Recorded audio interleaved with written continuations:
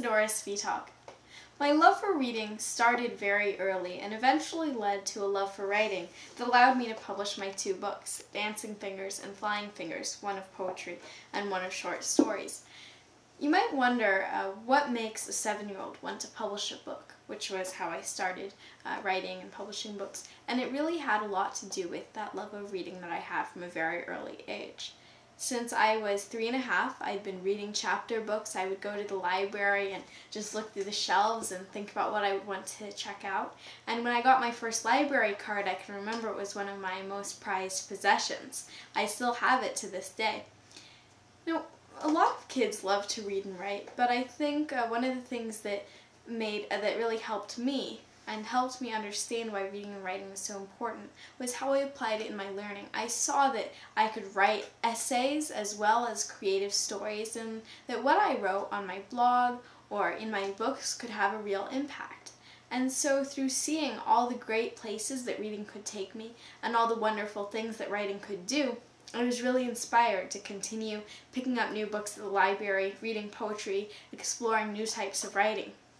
It seems like all of my adventures in writing really started with the first books that I read.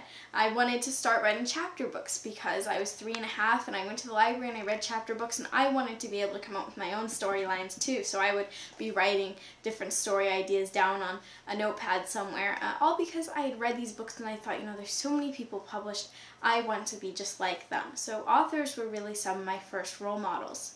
And I started writing poetry because my mom sort of bribed me with books. Not with money or not with chocolate or something, but rather I loved buying poetry books, big thick anthologies with all the poems of Shel Silverstein or Robert Frost or Emily Dickinson, all my favorite poets. And so my mom thought that she should maybe be getting a little return on her investment by now, and said, hey, I'll buy you all the poetry books you want, and my ears perked up at this, if you give writing poetry a try.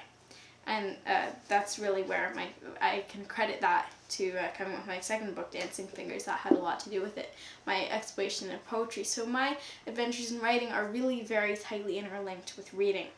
Now today, as my sister and I look at babies who are very well dressed, some in our own family, we look at our parents a little suspiciously and we're like, you didn't dress us up in the fanciest dresses, you put us together. You're not very matched ensembles. And they always say in their defense, well, we bought you lots of books.